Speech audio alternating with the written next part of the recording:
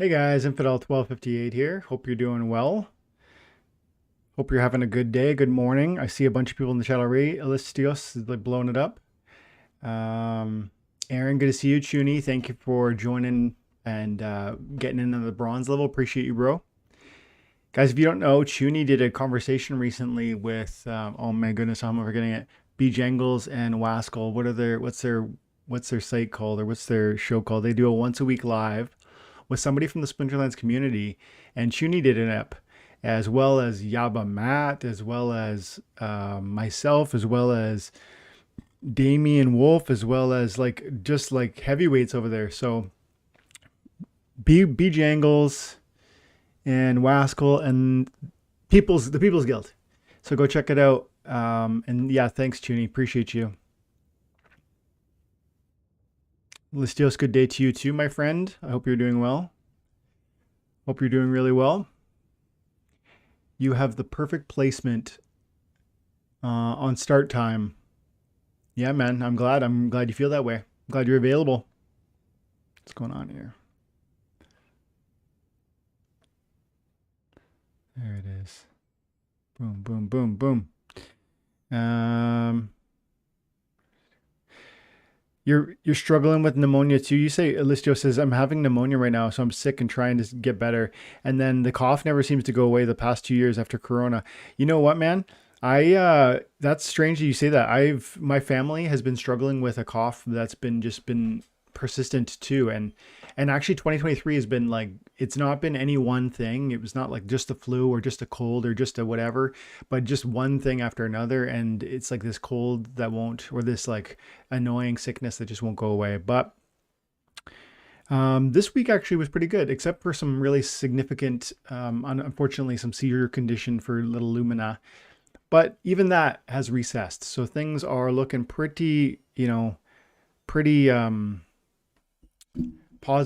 pretty positive, and pretty, good for the Cunningham household lately. So I'm feeling good about that. How are you guys doing? Yeah, Aaron knows it. People's Guild. Yeah, they are. Oh, maybe you never heard of it. I'll show you right now. Let me show you right now. So hang on. How can I do this? Go YouTube, People's Guild. Right there's one of their episodes.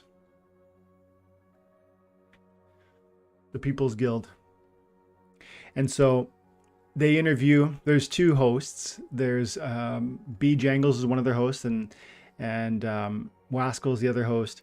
And they just talk about Splinterlands. They take an hour or two a week and they talk about Splinterlands with somebody from the community. Aga Prime, there's Chuni's episode. Damian Wolf, I would watch this one. Foyer, watch part of that one. Yep. Yeah, man, go check it out. It's good quality content, and it's not necessarily entirely about Splinterlands, but it is about Splinterlands. But I mean, when you're talking to, for instance, Damian Wolf, or even myself, we spend 20 minutes, 30 minutes just getting to know each other. So it's like, if you want to get to know some of the personalities that are in this space, there might be a way to do that for you too. And I find it enjoyable. Oscu, buddy, good to see you. Thanks for coming hang out. Let's see. Butters. Thanks, man. Thanks for coming to pop by. What do you say here? I heard of them. I said that before. Oh, you got you. The question mark threw me. Oh, look at this. Like a boss dropping the gold bomb. Appreciate you, bro. Thanks, man. Thanks a lot. Guys, there's so much going on in Splinterlands right now. I mean, Vruz is getting, like, I think people are, the price point on Vruz, hey? Yesterday, last I checked, 50 cents. And we paid for it with 11-cent vouchers. So that's pretty impressive. Where are we at today? And it touched 60 cents. And actually, it's funny that this was the first thing that where my mind went, because in the chat, oh, that's why I'm looking at compare. So go grid, there he is. So we're at low by 50 cents, 750 for the gold foil. I got 86 of these guys, and I got 3 of these. I haven't sold my gold foils, but frankly, I don't have any use for them. Oh, nice. Thanks, Aaron. Appreciate you, bro. Really appreciate that, guys. Thanks a lot. Smoke Lord's here. Battle Beast is such a sick name, by the way.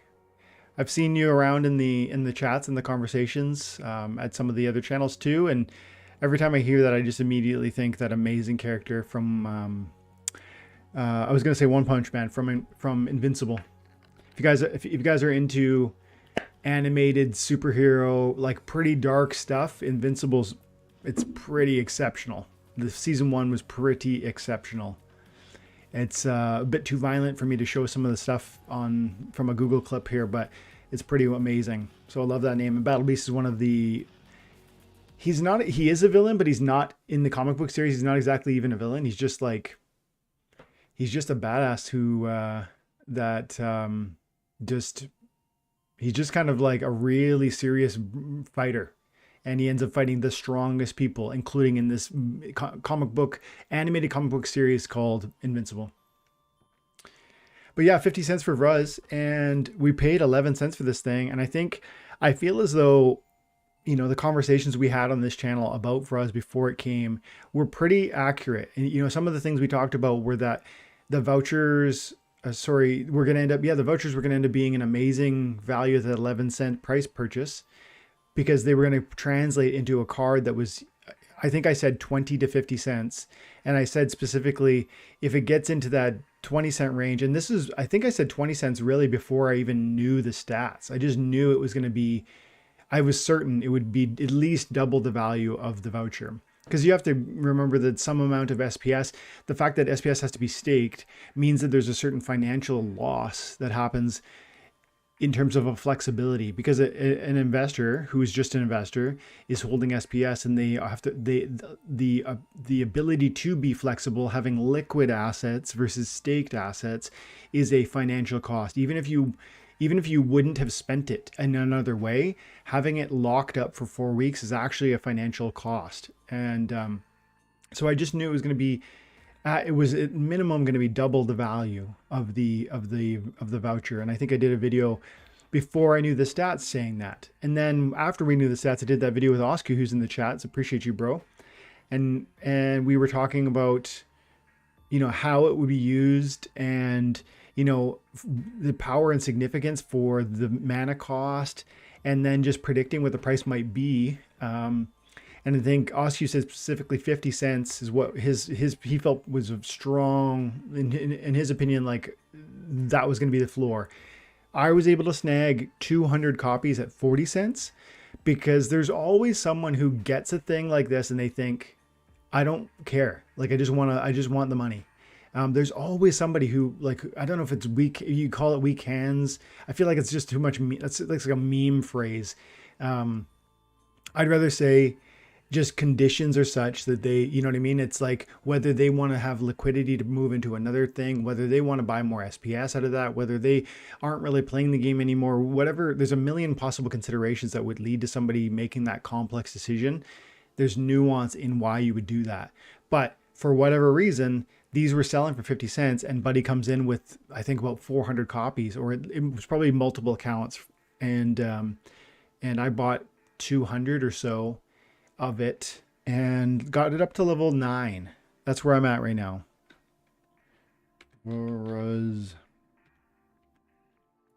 So I got a level 9 with 300 BCX built in, and I got a few extras. Just, you know, honestly, the market was moving so quickly. I would have bought precisely 300, but the market was moving so fast as I had the card up. I'll show you what was happening.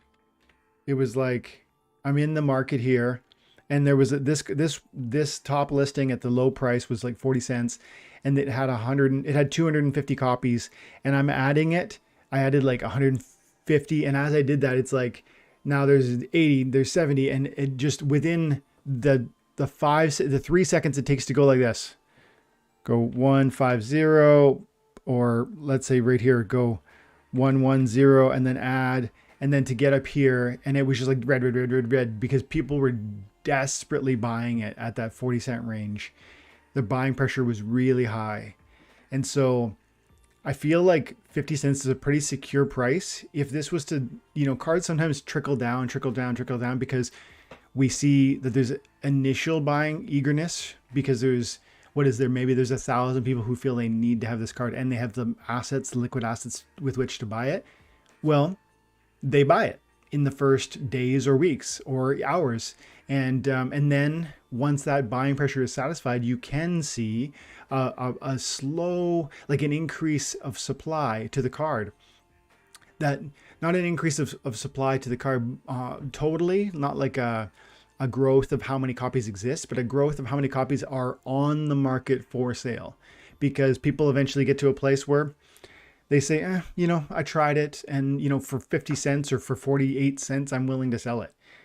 And so then there might be a growth of listings in the coming days. But I feel as though, based on that initial eagerness, plus this total BCX, look at that, 318,000.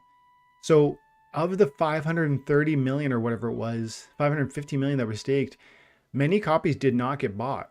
And just quickly, let's go over here, shop, promo. Is the window still open? Okay, so we have 4.5, 5 days left with which to buy this card. So there can still be a significant growth of the supply available because the SPS went, it was at 500-ish staked and we shot up to 550. It was, I want to say it was 515 million staked, and then it shot up to 550 and maybe 552 even. And every 1,000 is another potential Vruz. And now I haven't seen it growing since then. In fact, it's probably going to just shrink in staking, I would think, even though we have other things coming down the pipe. Like we will see another promo card. And they spoke about in the last town hall how that will be sold in DEC. So I saw a little bit of Aftersound's video today, and he was talking about, and shout out to Aftersound. I think he's live right now. So he was speaking about how the Vruz sale worked, because look what happened to the stake of SPS. It was like up 3, 4, 5% from where it started. And that is a huge win because it gets locked up for 4 weeks. And that's significant supply that can't be sold. And if there's a change in the amount of possible sell wall, then there's a change in the whole supply demand and then ultimately the price discovery. It changes everything. When you lock up 5% or 3% or 4, whatever it was, of a token, it changes radically the price discovery and where you're going to land on your price. And then we did see the price of SPS peaked up to 3 cents. And I think yesterday afternoon it maybe fell. But this is all, yeah, we're just under 3 cents now. But I think between people trying to acquire more because they wanted more stake for more Vruz, and then between people having to lock up some for the stake to get the Vruz, and then the 4-week wait time to unstake, you end up creating this scenario where there's buy pressure and lack of sell pressure.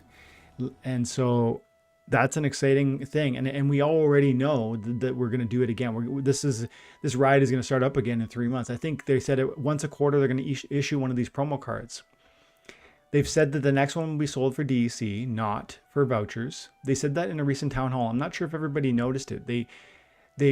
Aggie and I clipped this one. Aggie and Nate were talking about Vruz, and they were asking.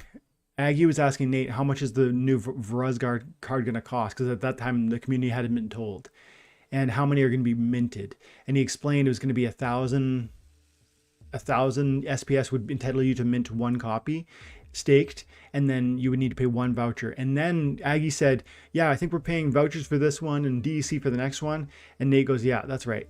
So they didn't talk about the next one. They didn't mention that again. They didn't kind of circle back and say, okay, so, and by the way, we are doing DEC next time. So, if you're thinking that, it's hard to get this one for a variety of reasons, like think through, like prepare yourself for next time. Because I do think we are going to see, and my take on that wasn't that you need to stake DC. My take was that you'll need to, they didn't say this explicitly, so I am going on a limb a little bit. What I'm expecting is that SPS stake will be the benchmark for how we measure how many copies you're able to mint. And then if you got that SPS stake, you will be able to mint X amount of copies of it. And then you will, in this case, in the upcoming case, pay with DEC. So instead of one voucher, maybe you'll have to pay, it wouldn't be one voucher. You know, maybe it would be 1,000 DEC, would it? What do you think? This is me guessing. I'm speculating completely, but you know, you have to think, I think the team considers vouchers at far more than market value. Now the market value for a voucher is 11 cents. Is it 30? No, okay. My goodness, that was surprising for a second. That's how many vouchers I've got. 0.30. So vouchers at 12.4 today. They were a little lower yesterday, and that might have something to do with high price moving or whatever. But anyways, 12 cents. And the team doesn't think of them as 12 cents. That's the market value. And I know the team doesn't think of them as 12 cents because, you know, when we exchange them for instance, Vruz, it's just a token in their minds. Or for instance, when we use them for things like Riftwatcher gems or validator nodes, they're assigned these values that are much higher than 12 cents. And when they are assigned a value, they're given this almost arbitrary number that's bigger than that. And so my thinking would be they would probably charge us like 1,000 DEC or something like that per print, calling it like $1. And of course, it's not $1. It'd be closer to 80 cents based on market conditions. And maybe that's a bit much. Maybe that's a bit high. Maybe you go 500 or something like this. But my expectation is it's going to be a DEC cost, and it's going to be a burnt payment, so that all of those DEC are not going to end up in the hands, I don't think, of Splinterlands. I think they actually get burnt. I think the vouchers were burnt too. Now, I actually don't know that. And if you guys know, I'd love to hear what you have to say about that. Were the vouchers for Vruz burnt, guys? And while I'm waiting on you guys to answer that question, I'm actually going to check in with the chat. Yeah, Oscu called it. Exactly what I thought Vruz would cost. Even predicted on our stream together. Yep, he did. And for those who don't know, Oscu is also known as, and I've been practicing to, but it's a tricky name. Luini Kisa, I believe is how you pronounce it, and he is one of our guild mates. Price for the gold foil will for sure go up. That's my thought too. $7 I don't think is substantial. 650 or whatever it was, $7, and I think it's a very strong card. And I think gold, there aren't very many gold copies. Well, there's not very many copies of the card, period. It's an amazing card. And then I think there's always that case where, for instance, I got 3 copies of the gold foil Vruz. Often I say to myself, you know what? I'm not going to use these 3 copies of gold foil. And for $7, I'm talking $18. I could go out and I could do something with that. But so I'm very inclined, and I wonder if you guys feel the same way. I'm very inclined to sell cards like that I'm not necessarily going to ever use, and I know that, where they carry a certain significant value, $5, $6. I am very likely often to liquidate those, even if ultimately I might feel that they're going to have like a more significant price point in the future, because at times you just want a few more dollars to invest in something else. You want to buy a couple more packs. Yesterday I bought 15 nightmare packs for the first time, so I'm starting to dip my toe in that source of fun. But when that happens, maybe you need to pull in some extra funds here or there, and then you say to yourself, well, am I going to sell 200 cards worth 40 cents, or am I going to sell one card worth $8? And one's really easy to execute, and the other one takes time and patience. And so what ends up happening often, in my opinion, is that cards like those gold foils will get liquidated by weak hands, myself included, where it's like, when I mean in this context, weak hands, like I'm just not using it. So I'm happy to let it go probably. Right now I haven't, but if it goes up to $8, $10, I probably would. And yet I think it's worth it because it's an amazing card and there's very few copies of it. Vruz stay around a Alchemist Bear price point. Is that true? I don't know if that's true. Let me look at that. So Vruz is at 50 cents per, and this is a common, but so is Alchemist, isn't it? Yeah, Alchemist is. So you got Archimist down at 30 cents. That's a pretty big difference. But I think maybe what you're saying, Illustrious, is that we're going to find our way down there. I think that's what you're saying, because this has been around longer. But you have to remember, this card has 800,000 total BCX, and Vruz only has 300,000. So I actually don't think, and then I think they're so different too. Like, I think Archimist Bear is amazing. But the thing about Archimist Bear is it is a massive mana card, and that means it's going to fit in certain game rule sets, but not others. The 2-cost sneak attack with Martyr is the cheapest Martyr in the game, the fastest sneaker in the game. It does amazing damage for the mana. It happens to be, it's Dragon, isn't it? Vruz. For a second, I forgot. And yeah, Dragon. Well, the other one's neutral. I think Vruz has a more, you could formulate a stronger argument for a value, setting aside, like, even just looking at utility. I think Vruz is probably a more desirable card to more players under more settings. Not because Archimist is bad, but because of Archimist's 2 mana and because of what it's capable of doing, including the Martyr, and how cheap that Martyr is, being the 1 mana cheaper than any other Martyr. And how that kit works in context. For, like, you could put this thing in the back and let it die and be okay with it dying. Plus, by the way, it might not. It's so fast. You put this in the rear on that 6th spot and it will be a sneak attack defense because it has 7 speed. And if your opponent comes soft with, like, you know, some 3 speeds and maybe even some 4 speeds, they're going to have a strong probability of missing you. And then you can imagine, what could you do? You know, you bring out some swiftness, you bring out some blind, you bring out some slow, and suddenly the 7 is very evasive. I really think at the highest levels, this is an amazing sneak card for doing damage to your opponent, but also for avoiding damage from your opponent. And lastly, because of that Martyr condition, and for the 2 mana. So I think this package is more desirable from Archimist. And then on top of that argument of better utility because of its lower mana and the kit that it offers and being more broadly applicable, add to that a difference of 500,000 supply. That's where I would say this one will and should always be more than Archimist. Not that Archimist is bad, it is amazing and I love it. Even higher than the bear, says Oscu. Smoke Lord. You think so, Oscu? Even if they remove CP from requirements? I fear for Untamed and gold foil value if they remove CP requirements. This is a fun topic. Okay, let's spend a few minutes here. And Oscu's got a thought here on this one too. But okay, so let's think through the question. Oscu is saying he thinks that the gold foil of Vruz will go up in price. And then Smoke Lord's wondering, really? Like, even after, if we're talking about removing CP from the game, because collection power is that necessary element to get you to a certain stage or level to be able to battle, the question becomes, is collection power still relevant? Do people still care about gold foil copies? And I think for a lot of reasons, the answer, like the short answer is yes, we will. You know, whether it's, you're still going to get gold foil bonuses on your rank rewards. You're going to be eligible for gold foil tournaments, which I think increasingly are becoming more and more juicy. You're going to be participant in gold foil brawls, or possibly, right? It opens the door, at least. And that is increasingly significant as we make it into tier 4 and eventually into tier 5. So I think there's a lot of reasons why gold foil, regardless of whether CP moves away, is absolutely going to be an important part of, you know, what people are wanting.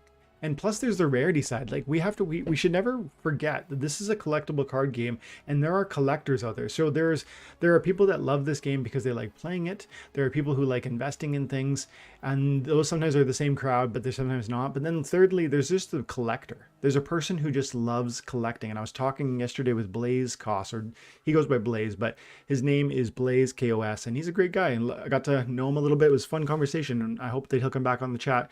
On the channel another time in the future. And I definitely want to feature more time and attention people.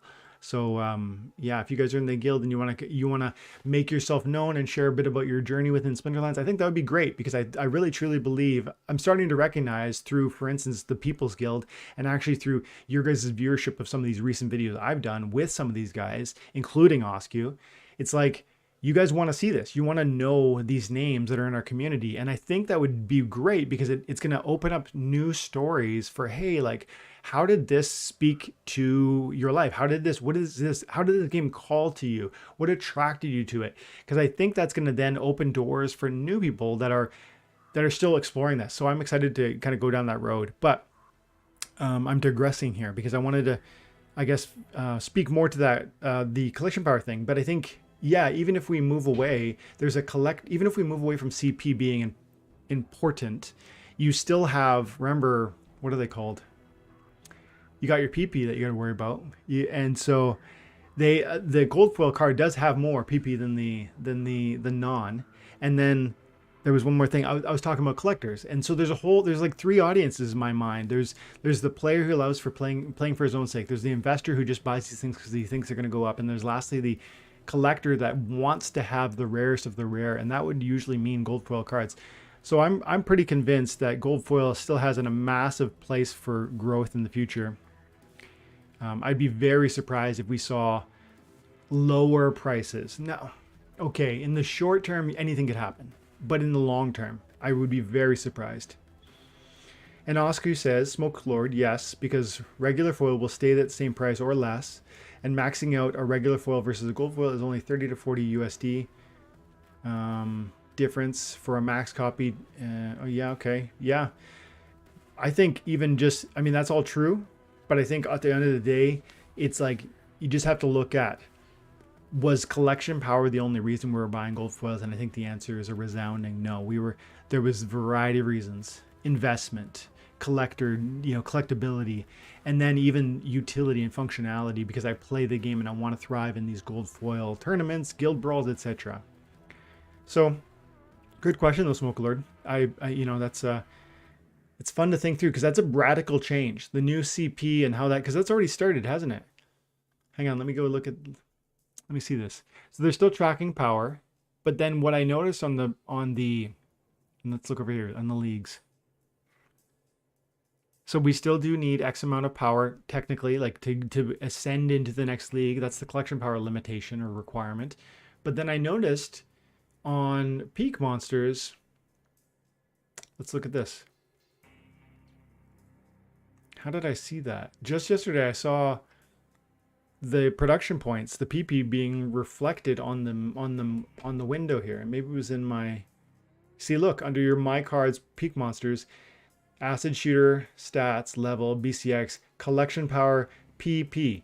And so 1800 production points for a level 3, which is like 1 BCX. This is just 1 BCX card, 1800 points versus 1 BCX acid shooter 27. And then I know this is a level 3, so you might want to say, well, what about a level 3 regular? Well, a level 3 regular is 271 production points. And so that in and of itself is, ample evidence that there'll still be a desire to hold the gold foils because they produce greater value, even if the collection power is no longer the measurement by which that's the threshold by which that's measured. But good question. Thanks, man. Plus it's a promo and gold giving you, yep, the extra gold. Yeah, and the extra promo, 10%, and then gold for 10%, yeah. Battle Beast, thanks 12. I am 40, and Battle Beasts were action figures with hologram squares on their chest that were earth, wind, fire, water. First thing I thought when I discovered Splinterlands. Cool. I don't know if I remember those. I'm 42, and maybe I would if I saw a picture. I'm gonna quickly look at that. Battle Beasts image. Oh, dude! I fully loved these things. Wow, flashback. I completely forgot about these things, man. I loved these as a kid. I want to see if I can recognize any one of them. Oh, wow. That's such a cool... I'm so glad you commented that. I think I had this guy. I feel I recall that kind of. You know what? They're all kind of similar looking, so it's hard to say if that really is... Wow, I loved that. What did their little... they had a cartoon, I think, and I think I barely remember it. Like it's like I don't know if I was super into it or not because it almost feels like I don't remember it, but I do remember these. Yeah, dude. And some of my little holograms would wear out, and then I would have to like remember what they were or whatever because some of them got like water or something, like he said, water or air or whatever. So cool. I'm really glad you mentioned that. That brings me way back.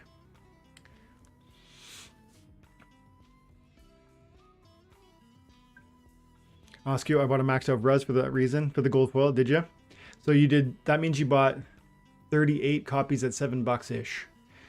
You know, approximately, right? Because there's 38 copies, I think. Is that right? On a gold foil common. Gold foil, yeah, you need 38 copies. So 38 times 7, 226 versus, call it 400 times 400 times what? Call it 50 cents. 200. I mean, that's not a big difference. What did we say there? $200 for the regular foiled version.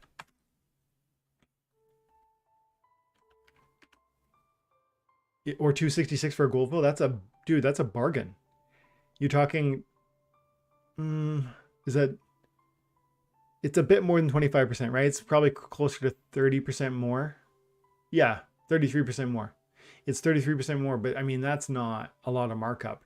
And I bet if we went to compare and we went Vruz, let's see, not alpha beta, gold versus regular, it's probably one of the 14, it's probably one of the lower differentials. Oh no, it's not. But these things get out of control. Like Shin Low is just a weird card. Sometimes you can't compare some of this stuff. But that multiplier, as you can see, that multiplier is not very large. Like see how some of these cards down here, 90 to 1 multiplier, gold foil to regular foil. And you can't necessarily trust all these numbers because maybe it's an odd, Pit Ogre, maybe there's one BCX for that, and there's, you know what I mean? And then maybe there's nothing available. Let's see. On the gold foil, there's one copy for 800, and on the regular foil, there's one copy for 249. But you can't, it just so happens there's very few gold foils.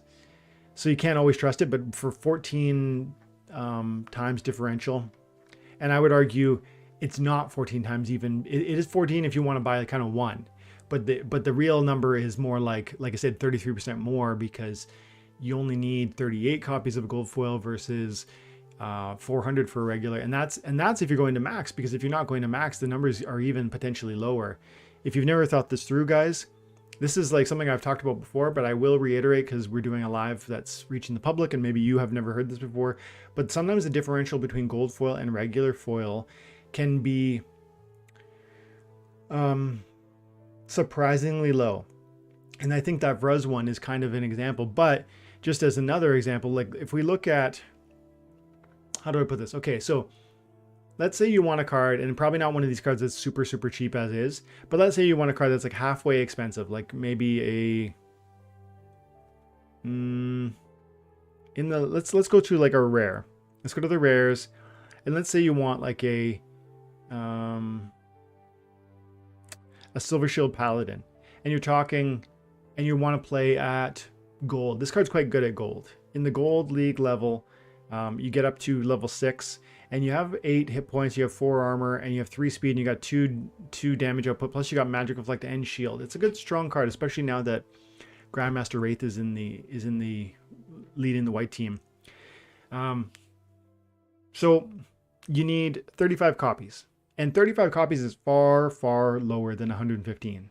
So the differential there, the cost differential to get to a gold league level versus a diamond league level, champion league level is massive, right? You're talking at 80 cents times, $24 or something like that versus $80.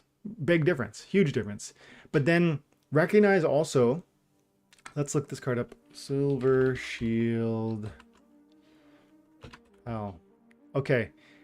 And then you look at the gold foil, And this is the beta version. So we were just looking at beta. So let's stay to beta. How many gold foils do you need to get to level 6? You need 7. So even though the cost, I can tell already it's not going to work out. But there are times where you'd be surprised how, because you only need 7, not 22, like with the Vruz, it's like I said, 266 for the max gold foil, 200 for the max regular foil. I bet if you did the same thing actually on the Vruz, quickly, let's do that. I should have just did this at the beginning.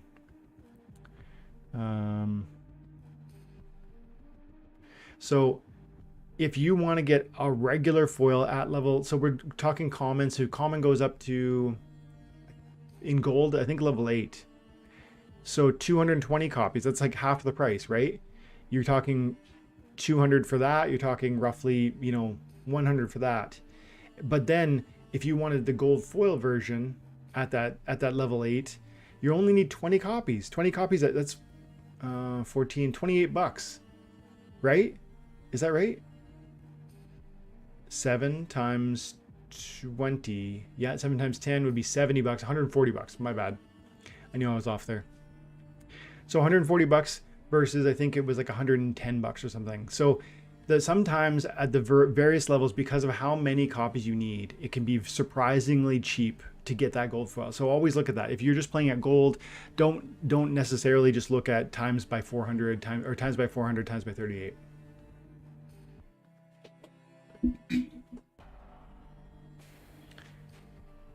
Luke says I bought one at 45 cents. I bought several at 40 cents, and I would show you guys, but I do so much purchase and sale and rent that those are lost to the sands of time, I think.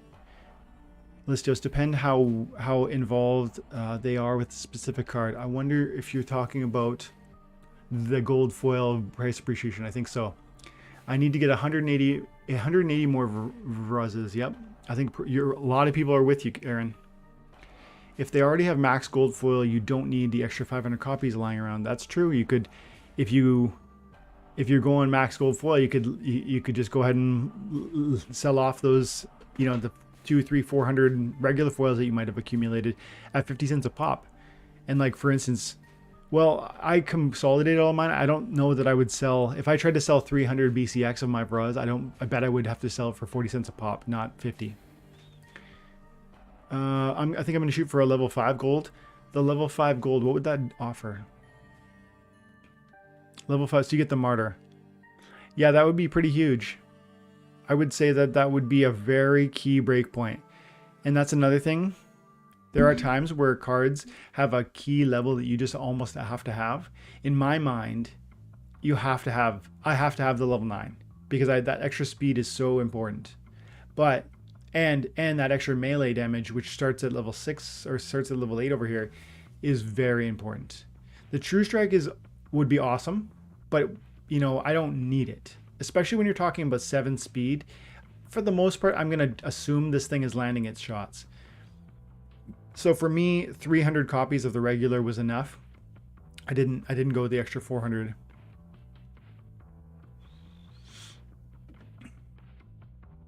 Gathering, good to see you, buddy. Just finished watching the replay from yesterday with Blaze. That's just a clip from the maybe you watched the whole thing. Gathering's a member of the channel, so he has access to some of the videos you guys might not. I did a full 2-hour video with Blaze, Blaze, and had an amazing conversation. We talked about SPS, DC, DCB. We talked about land. We talked about, long-term investing in Splinterlands, but also cryptocurrency. It was a great conversation. I'll put a couple more clips out, but yeah, those full-length conversations end up being members only for sometimes forever and sometimes for a period of time. Butters, check out that you only have cards which give you 100% rewards at your level. That's a good point. This is something I haven't thought about very often, and we should be, right? Because if you are playing with a card, if you're playing in Gold League and you're playing with a bronze level card, that will hurt you. It'll diminish the potential rewards you get for each win. Darren, that's what I went for, Butters. Yeah, you went for level 5 gold foil. Steve, good to see you, buddy. I'm working on getting a max gold, but need 5 more. You'll get there, I'm sure. Uh, Steve, Steve had a 390,000 SPS staked. We were talking before, I think last week or whatever, right before. So 309. So you probably got a regular max foil, or maybe you got your 390 copies and you sold them into the market and then paid for your gold foil. That's maybe what I would have did.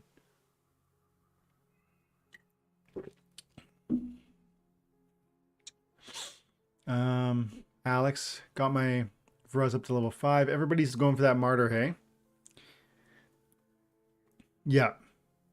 Yeah, like Oski was saying, you got to watch. You have the appropriate level of cards, otherwise your RP goes less and your chests go lower, and then you're almost burning. You're wasting a bit of your energy. I use the free copy I got, and I complete them, so I have a full max level gold and a non-gold. Nice, dude.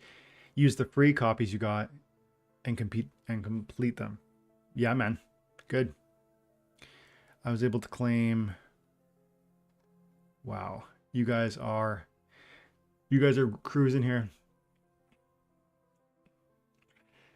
I see. Good to see you, buddy. You should come on sometime, bud. Come talk Splinterlands. Come talk time and intention. Hey, I'll have a few minutes to hang out.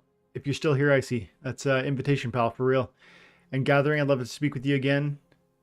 Quite a crowd in chat. Yeah, let's take a time out for some thumbs up here, guys. I don't know where we're at.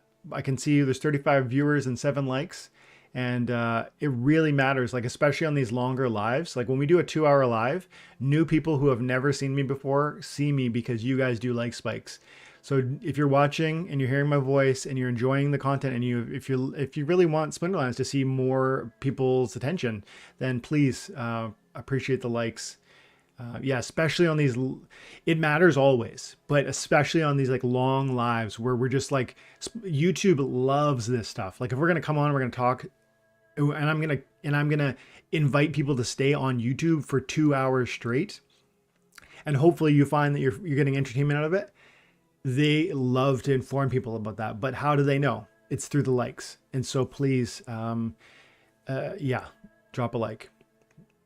Okay, where were we? I'm gonna try and rip through some of these comments because I'm way behind. Gold foil of Vruz should drop in price since there is no more gold foil of Vruz. There is more gold foil of Vruzes than bears. Is that right? Why would that be so? Well, that's interesting. Huh. Any idea why this is? Yeah, I don't know why that would be either. That's interesting.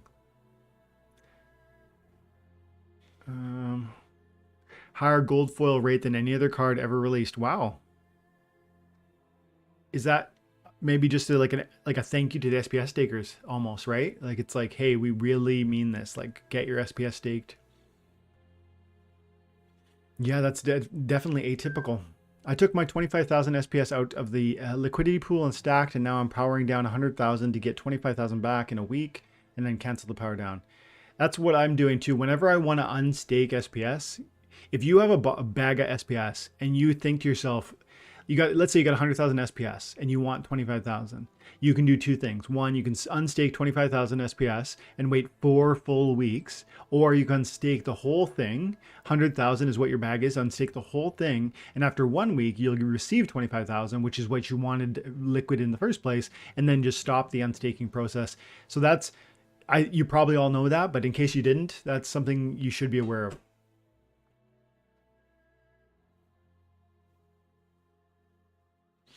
Luke, DCB maybe. You have to hold DCB. That would be cool. I think you're referring to the purchase cost associated with the next promo card. It could be. It could be DCB. I don't know. Well, DCB is for anything burned, and if they are burning that DC, then yeah, maybe it would be. I like that it was vouchers, so I could finally use them. Oscu, I'm fully with you, dude. Vouchers have been a bit of a dud, if we're being perfectly honest, right? They've really underwhelmed. In fact, there's been a lot of them printed, and every day I think there's 40,000 more or something. So, you know, in some sense, they've become like they're not impressive. But as we've said before on the channel, and as I think you guys probably already think, or just remember, when everyone's looking one way, be aware of what's on the other angle, right? If we're all shouting vouchers suck and the price of vouchers is terrible and they're never going to go up, well, the team will recognize that and do things such as this promo card issuance, which begins to add value into it. And I don't think for a second this is the last sort of angle for them. They will bring value to vouchers. But the question is, the real question that we are asking when we're trying to navigate these things, like, hey, my vouchers haven't moved, but my DEC hasn't moved, but my SPS hasn't moved. We're really trying to know, like, what in the short term would be the best move for me so that I can maximize my long-term thing. And at the end of the day, I'm not convinced that any of us can truly navigate that. So even myself, like I'm talking about unstaking some SPS and maybe selling it for cards because I think I need more cards. I want more cards. I also want more land. I want more DEC. I don't think I'm gonna, because the problem is I don't know what's gonna happen next. Is SPS gonna go to 5 cents? Is DEC gonna go to peg first? Which of those two is gonna happen? That's one variable. There's a million other considerations. Are cards going to go on a bull market run because land soaks up a massive quantity of cards? I don't know. And I'm just playing a guessing game. And talking to Blaze yesterday, he's like, what did he say? He goes, my plan is SPS go up. SPS number go up. Like, it's that basic. It's literally like, I believe in SPS. I really think it's going to be $1 or more one day. Okay. Then add to that bag. Don't chip away at it for 3 cents. I didn't sell it 10 cents. I didn't sell it 5 cents. And now at 3 cents, I'm going to start selling. I think I got to give my head a shake there and change that plan, because for the same reasons I've just spoken to you about the vouchers, the idea that I think the value of vouchers is going to find at some point it's going to find a floor. That's why I'm loath to sell any asset in this game. Because I just fully believe that it's going to find utility, find value, find appreciation.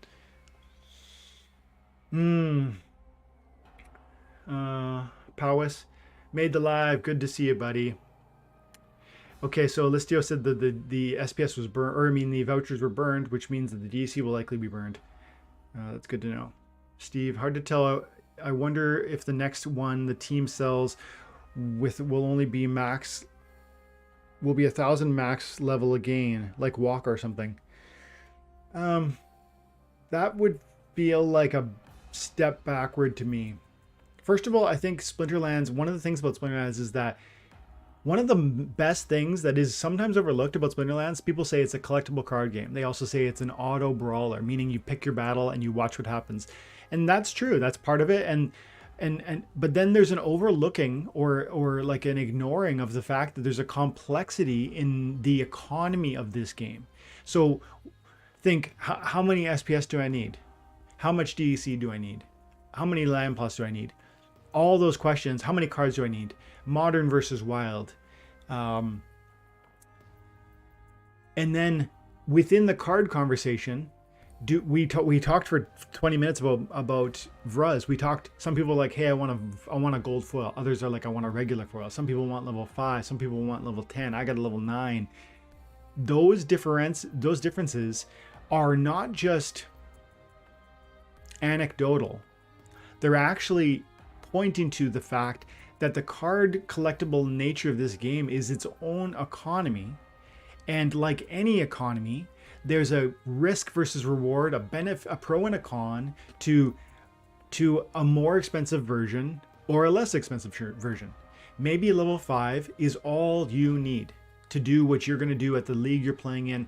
That navigating that thoughtfully is a deeply complicated process that gives this game such complexity and brings a lot of joy for me, because it's this thoughtful element of economy management. And I think people don't give Splinterlands the credit it deserves on that level, because it's not just a collectible card game where you throw out 6 monsters and see what happens. there's a million steps that lead to the creation of the deck you have when you choose those 6 monsters. And then do you have a level 5 of this card because the level 6 would be awesome, but it's just too expensive?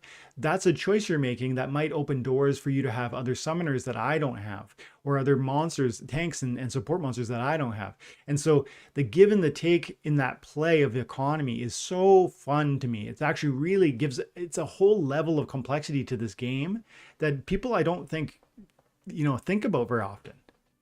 And when you see, oh, that gameplay is so boring, it's so basic, that person with that comment has no idea what I just said. They haven't thought through the complexity of navigating the economy, which is a part of the game. It's the game within the game.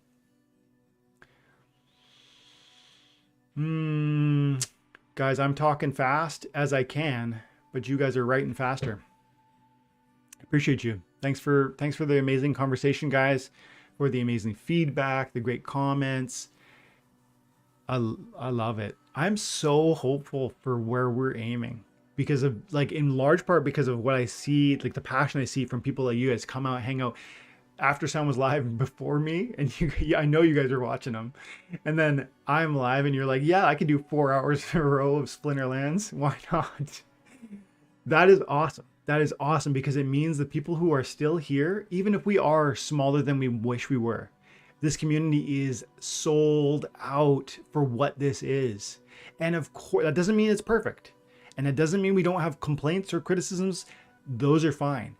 But it does mean that we are really expecting positive results from what's being planned and executed, and that is fun to be a part of. It's like we're rooting for it's almost as if we're all rooting for the same sports team.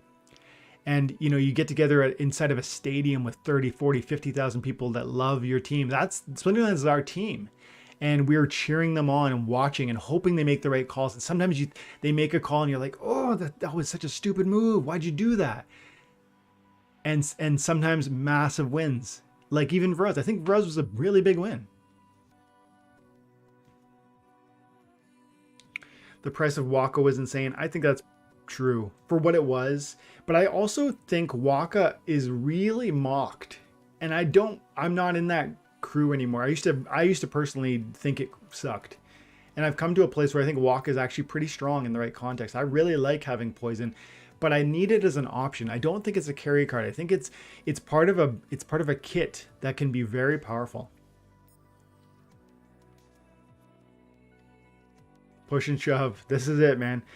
We need a t-shirt that says push and shove. I want Aggie's face. Somebody needs to... Oh man, we need more. We need, you know what? Shout out to Gank and to Walking Keys. They've been creating great quality clothing, like some really fun little logos and ideas and like memeable stuff. I love it. And I want more of that. I wish we had more like Splinterlands gear. And I think the team's too bogged down to create it. I bought 2 shirts when we were at Splinterfest. One of them's got ooh, I forget her name right now. Archer. It's the vampiric archer from the Death Splinter. Very fast, very powerful, and it looks cool. And it says Splinterlands. And I got one that has that eyeball. It's a 10 mana archer with like self-heal, thorns, magic reflect, the highest levels. It's a legendary neutral. And they're both sick, but I wish there was more gear. Sell it to me, I'll buy it. Take my money.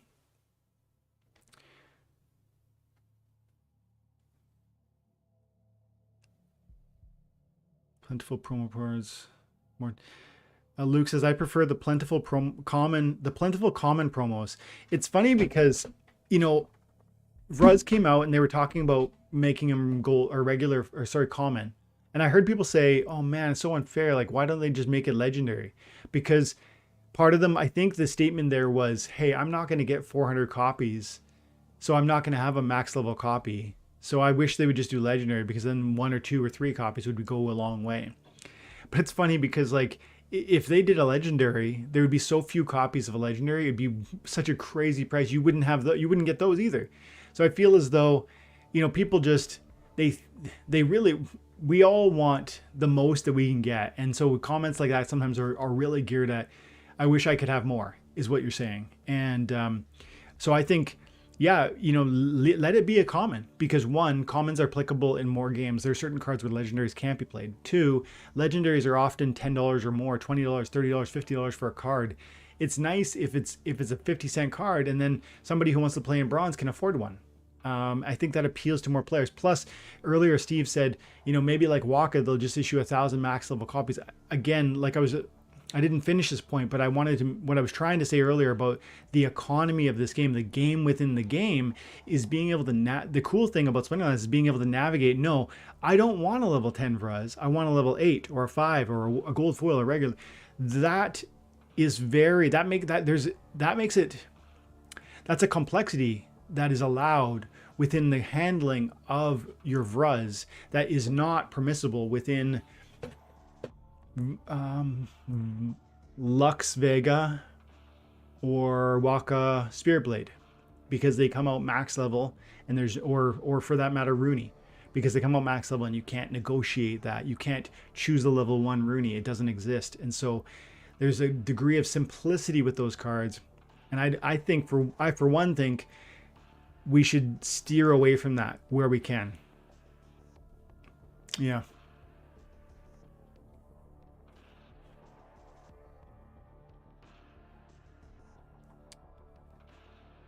There's still time to increase the numbers of Vruz minting. That's true. Black Coffee says there's still time to increase the number of Vruz being minted. Yep, there was 550 million, I think, SPS staked, which means there's potentially 550,000 Vruzes that could be minted, but they haven't been yet. And they have 4.5 days left to mint them. I'm going to suggest a community art contest for the next DAO airdrop project. That's a great idea, I see.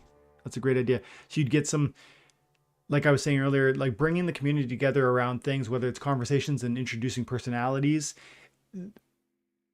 in interview format, like through, YouTube videos like this, or where we feature people like you, but also, the community art. Yeah, man, we have great artists. Let's see some of them get involved. In the past, they've done that, right? They've done the like weekly art contests where people get NFT versions of a card, and they're not functional cards within the game, but they end up being Splinterlands kind of minted NFTs. I think that's cool. Maybe top 50 get a gold foil and you are guaranteed one for every XXX DEC spent. I don't know how it's going to work, but it'll be interesting to see. Regarding Splinterlands removing CP requirement, I don't understand why we don't keep CP and have SPS players staking both on top of each other, as they both will help cards and SPS. I would have not removed CP. As for not removing CP, I think the thing to talk about there, so there's two conversations. There's the, there's almost the suggestion that SPS staking would, in conjunction with collection power, would alleviate some of the concerns that the developers hold. What concerns do they hold? Well, they're concerned that league levels are not determined largely by asset ownership. And between card rentals and between the easy transferability of cards and between transferring, delegating from one of your bot accounts to another, it's all wrapped up in this idea that we want diamond players to own diamond assets, or to be paying through a rental market for diamond assets. And CP hasn't really done that. Now you say, if we kept CP and we added SPS player staking to that we might have satisfied, I guess, that hurdle or that concern. And I could see that being possible. I do consider SPS staking on players to be a deeply meaningful way to move the needle toward every account that's playing and receiving rewards is truly investing in this space. But that idea is not perfect. We already know that some of the biggest bot armies have massive SPS bags that they've accrued over the last year or two, whatever. And as a result, they're going to be ready to rock for thousands of bots to be immediately staked upon.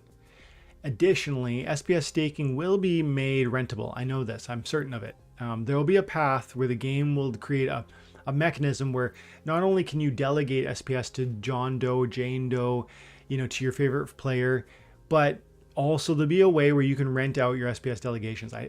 I'm confident of it because there is such a mechanism for Hive. And then lastly, SPS staking is actually tricky in execution because when we introduce SPS staking, we're essentially changing the game to the place where we're saying you have to have a bag of SPS or you will not receive any financial reward for your time and attention in the Splinterlands. And while I agree with that aim, you have to recognize that at this moment in time, due to blockchain, the hurdles that are created by the blockchain, by navigating blockchain technology, by having access to certain exchanges where we are even listed, there's a great number of barriers there that would stand in the way of a new player experience. If I told you, brand new player who knows nothing about Splinterlands, you need to not only pay $10 to get a spell book and not only spend $100 on cards, but you need $1,000, $30, $50, $100 worth of SPS. That's 3 demands I'm placing on you immediately before you even really know if you like the game. And then let's say you've tried it and you know you like it. Well, still, that's a lot of money to have to commit. And then lastly, even if you want to commit, even if you've got $200, $300, $500 that you want to commit and get started with those cards and that deck and the SPS, can you do that? Because not everybody can. Like I've explained more than once, this is a useless system. Transact is absolutely useless. I tried to use this method. I went through KYC. My credit cards don't work. So my Canadian banks are just saying, nope, we don't trust whatever this is, and we will not let you spend your money in that way. And that's my money. Like, I know a credit card is Visa's money, but I pay the bill every month, so let me do it. But they don't. The traditional financial systems have no interest in cooperating with these sorts of complex blockchain-based solutions. They don't want you to be able to exit that system, and therefore these are barriers. So we need some sort of second layer solution like the SPS chain to become bigger and more substantive and enable ways where SPS can be exchanged in a much more decentralized manner, seamless manner, barrier-less manner, like hurdle-less manner. If we can get to a place like that, then I think we can implement an SPS staking requirement and not hurt new player experience. Because one thing we have all agreed that new player experience has really suffered, and we want new players, right? So that's the thing. Blaze, good to see you, buddy. Walking in airport hallway, just checking in. Off to somewhere beautiful, I hope. Enjoy it, buddy. Listio says, hey, Blaze. Also, Vruz, that's a cheap max gold foil dragon to be used on land as well. That's true, hey? Yep, on land, the land side of things. Okay. Aaron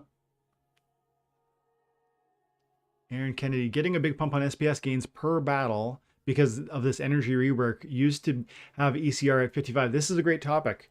Let's spend a few minutes talking about this because I've noticed this too.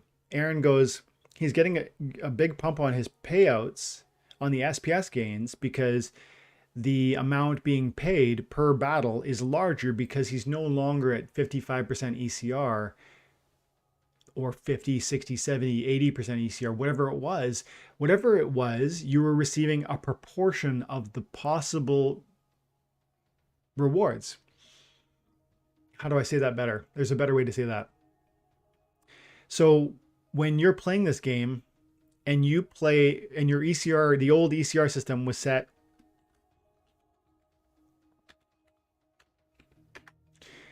and it was at 100%, you haven't played in a couple days, you will get 100% of your possible rewards. But when you've played 20, 30 games and your ECR is at 75%, you were going to get 75% of your possible rewards, meaning 75% of the possible SPS for every victory. And right now I'm crushing. Like, this is one of my recent wins. I think it's from last night. And I got, I'm on the top here. General Sloan, the cheapest summoner in the game, putting in work. The Peacebringer is just such an absolute slugger. And then even the Venari Crystalsmith, this card is so cheap for what it is. And the magic, just like tons of magic damage, but it's not enough with the magic reflect, with the divine shield, with the heal.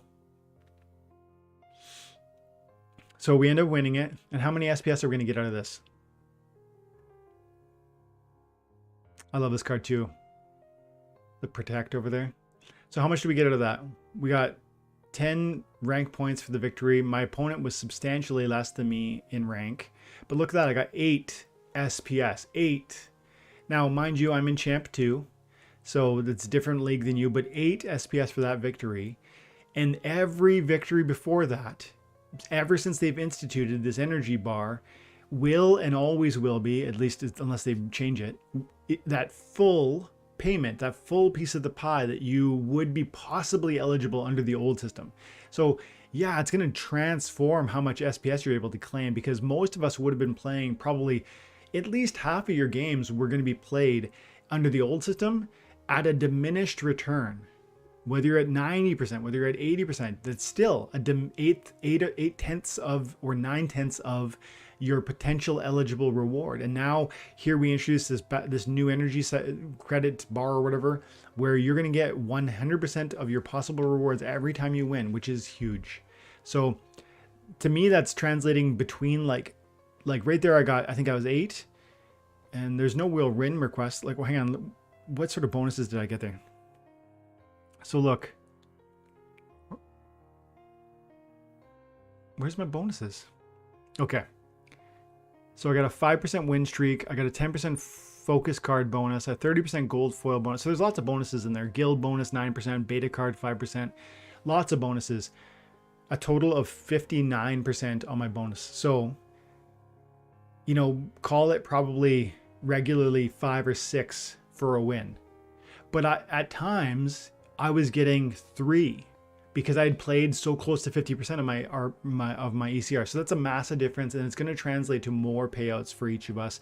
So it's a great new change. And that's part of the reason why I'm so for this, you know, that you can top up. The being able to pay for new energy bars, one, burns DEC. Love it. We need to burn the DEC. Once we do, we're going to see that SPS flywheel get going, and that's going to change the game. No, I said 12, baby. 12. After lunch, not before. Love you. Come say hi. Hey, my daughter Hazel's here. She wants to ask about TV, and I told her not until after 12. Now she wants to come say. Oh, 12. 1, 2, 12. She wanted to come say hi. Do you want to say hi? No. Oh, she doesn't want to say hi. Okay. It's okay, baby. Love you lots. So I love this energy bar because of what I said about how it's going to change how much earnings I'm going to be making, but also because it's going to be, I can update it, I can improve, I can increase it, I can burn DC, and that's going to be great for the SPS flywheel, because ultimately it's going to move the price of SPS, that we run out of DC, we will run out of DC. And this is for Gathering. Gathering told me to do a video. We don't have enough DVC. We don't. You don't have enough DC. You don't. I have like 800,000 DCB, you know. I was talking to Blaze yesterday. He's got 1.5 million DCB. You know, even if you had 10 million DC, ultimately there's going to come a time where you eventually use it, whether it's between land or cards or rentals or, you know, updating your energy bar, because this is worth it. That's what I'm saying. This is worth it, and you're going to want DC to do that. And right now you're getting DC 20% free DCB when you trade your DC in, right? So that's, I mean, it's really interesting, guys, and it's really an opportunity, and you don't have enough, and we're gonna desperately need it. Between this energy bar, that's a huge need now, because of all the reasons I just explained around how many more rewards you're getting. But then also land is coming in. You're gonna need between 10 and 30,000 DC per plot to buy those upgrades, because you are going to want those upgrades. I'm personally going to get all 3 for all 15 of my plots. So we're talking 30,000 DC times 15 plots. I think it's 450,000 DC that I need just for that. And then there's DC you need to put on the land to stake cards, right? So like when you put in a card to mine that land, you need to then put DC in there too. I don't know exactly how that works. I think it might be related to collection power. That was an initial thought. But the point is, you don't have that kind of DC, and neither do I. Like there is not enough, period. So therefore I can speak confidently in saying you don't have enough. And yet it's still below peg. It's still below peg. Like it's as if these realities aren't being recognized, and these massive changes that are coming aren't being reacted to, but they will. They will once we'll get to a place where we can't shake it off, we can't ignore it, and suddenly the DEC price will reach peg, and people will start burning SPS, and SPS price will spike as a result. And but then you'll also, that conversation around how much SPS do you have will come back, because you won't have enough of that either. So guys, very fun and exciting time, and it's all unfolding in the near future. We have like the land claiming, or sorry, not claiming. We have the land surveying becoming available really soon. Hey, Ange, can you close my door properly, please? So massive, massive things. And whether it's DC, whether it's SPS, whether it's cards, the truth is, this is such an exciting time because no one is truly understanding how massive this is going to be, this game, and how much price spiking is possible once these assets are getting soaked up by their intended use cases. And the question at the end of that is, for you, do you believe that those soaks, those sinks for those resources, for your DC, for your SPS, for your cards, will be desirable and substantial? Substantial feels proven. Like they've already said they're more. If you wanted to use all the cards that existed, you still could. If you want to use all the DC that existed, you still could. So substantial seems provable, but the question then is like, are you going to want to? Because are the rewards going to be meaningful? And then you have to start speculating about for instance, what are the rewards going to look like from land? We already know that there's something like 1 SPS per plot of land, times 150,000 plots of land per day being minted through just ownership of it. But ultimately, when they introduce the mining element, some number of plots of lands won't be surveyed and therefore can't be mined. And so whether that's half of the plots of land, or whether it's 30%, or whether it's 10%, I don't know. But that proportion of land won't be producing SPS, which means that the pie of SPS, the production of SPS, will be distributed between those that are actively mining and who have surveyed. So that'll be me. Will it be you? So that gives you one angle, or one possible consideration for the fundamentals of how you might justify, I guess, the sinks, right? The card sink, the DEC sink, the SPS sinks that I just described. There's 150,000 SPS on the table. Do you want to claim it? Do you want your part of it through your lands being surveyed, activated, and manned? But there's more to it than that too, because we know that Praetoria's Secret is going to be substantial. How is it going to be substantial? Again, we got to speculate. But if you start going down, if you look to what Splinterlands has always done, building value into the assets they've created, and you just walk in confidence that they're going to continue to do that, not just as developers who want their game to thrive, but as players who own these assets, like a lot of them. I just think that's a beautiful recipe, and I think there's a lot of grounds for confidence there.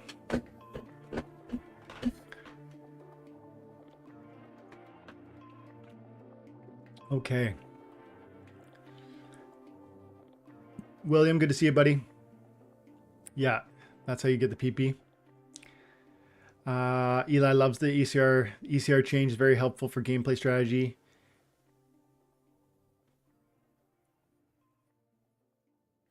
Oh, Battle Beast says Gorilla Battle Beast was the best. I swapped out arms and weapons. Could you switch with the arms? I think I remember that. I think I lost some of the arms.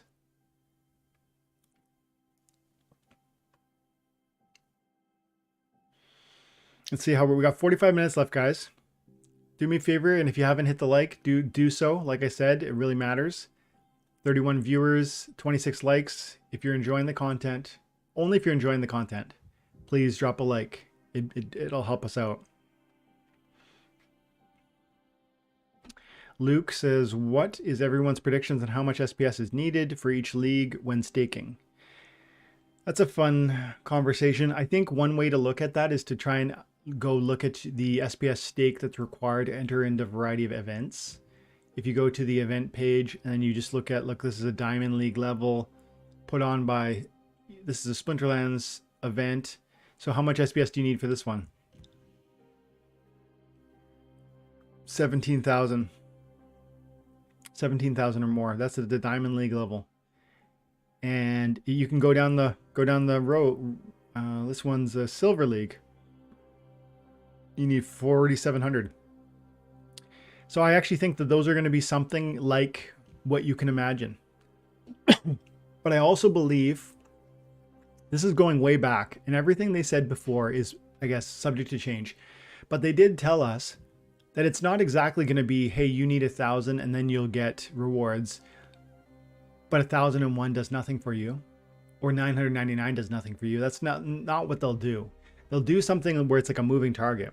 For one thing, they'll allow it to be changed. So like you can imagine, look, you need 1,700 to fight in silver to extract full rewards, whereas 1,000 in silver would extract, you know, 66% of your possible rewards or something like that. Mathematically, you'd do the proportional math there and you could figure it would work something like that. But then 3,000 SPS would give you some sort of bonus above and beyond what the full reward can be. And this is, if you just look at other games, like for instance, Diablo, which is a game I really love. You know, there are times where, so your damage, your character does, let's say 50, let's say your character does 100 damage every time they swing the sword. Okay. And then you have a multiplier on top of that. Gives you 50% bonus to damage. So now you're doing 150. And so you could imagine it's not just 1,000 is necessary or 1,700 or whatever random number is necessary. It's actually, you know, 1 all the way up to 1,000 is helpful. And then there's a threshold that's kind of like full. And then there's bonus territory too. That's what I would expect to see. And so I think these tournaments give you some idea of how much you will need at the various levels. But then also I think you can imagine that even more would be better and even less would allow you to have some rewards. I think that's going to be how it plays out. Yeah, William says SPS tournament staking entry requirements is probably close. Yeah, I think that's right.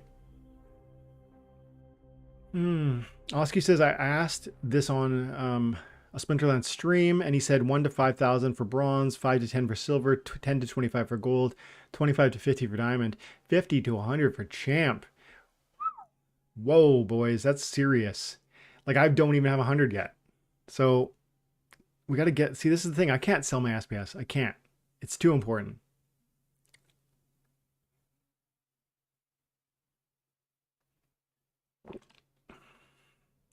Luke, well, I'm screwed. I have almost 500 SPS at bronze. Yeah, this is the other thing, Oscu. Or sorry, Luke. Don't forget, people can stake on you. And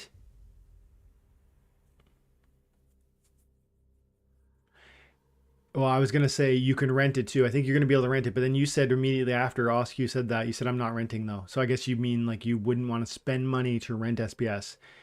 Maybe. But I think that's going to be an option. Nomad.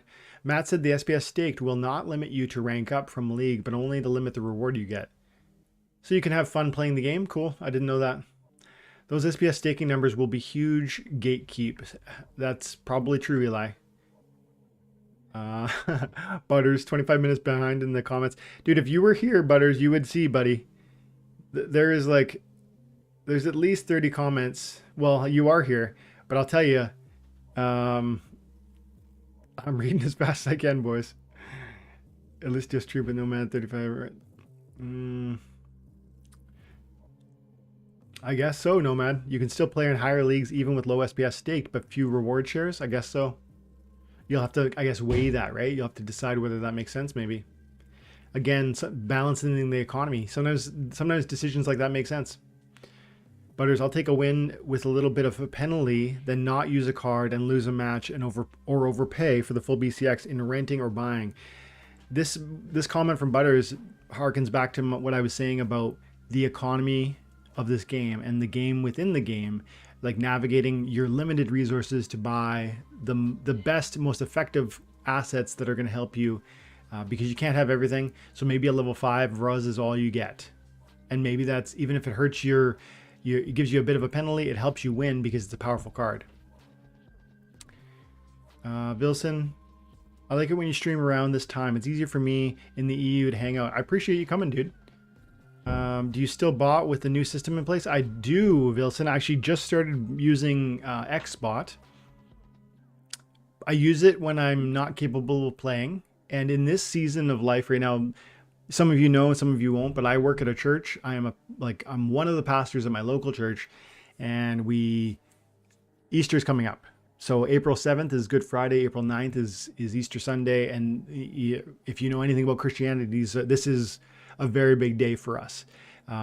We believe that on Friday Jesus died, and we believe that he died for our sins, and then on Sunday that he rose again from, like, defeating death and overcoming sin and allowing us, everyone who believes in him, to find a way to be forever with God. So it's a massive deal, and there's all kinds of preparations, everything from rentals to organizing to planning to recruiting to scheduling to and tons. And so I'm so whomped right now with that. And then on top of it, family's been really sick. My little ones had some really terrible seizures lately. My older one was vomiting this week.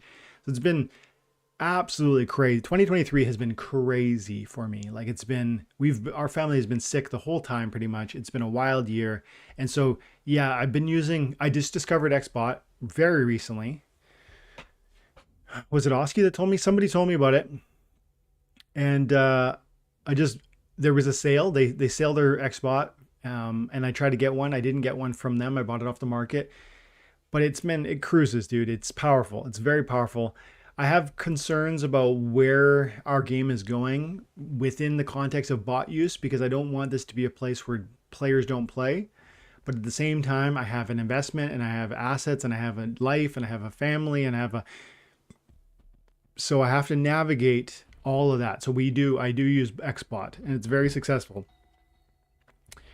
I've never seen this name before. You got me, sweetheart. I like that. Vruz gold foil, 15,510 gold foils. Artemis, 17,000 gold foils, which is not what was said earlier. So I'm not sure who's right anymore.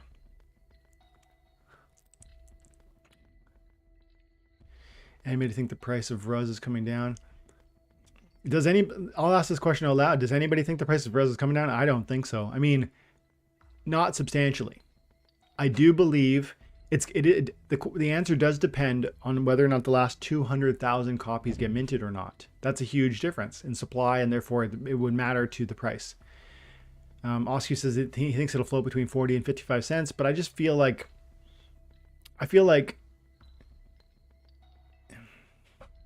it's too strong of a card. In the coming weeks or months, I could see it slipping down if land launches on time and does what it's supposed to do in the next, right? It's like 4 months away before we're supposed to be able to do LAMP 2.0, I think. I might be wrong about that. But if that starts being realized, I think the card extraction necessary is going to mean that you're never really going to see these cards be much cheaper than they are right now. And that goes for Vruz, but everything else too.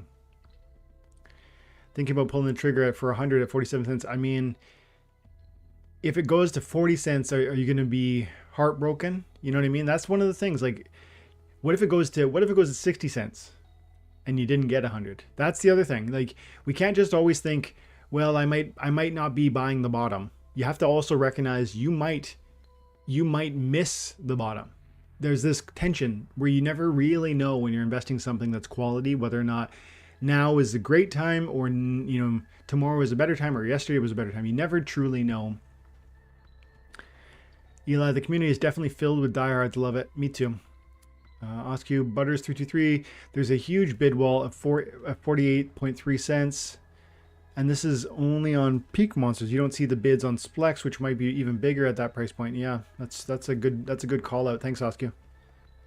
Bobby, trying to get back into it. It's rough. Vilson says, Dwayne, I'm a designer and I would be down to help you design a few shirts. Absolutely, Vilson. Let's talk. Yeah, send me a Discord. Actually, at 1258 is my primary Discord, but you can also find me at infidel1258. It's two different Discords, but I have them. I think we've chatted on Discord before. Butters, I sold 28 at 60 cents and bought 100. Butters is always making moves.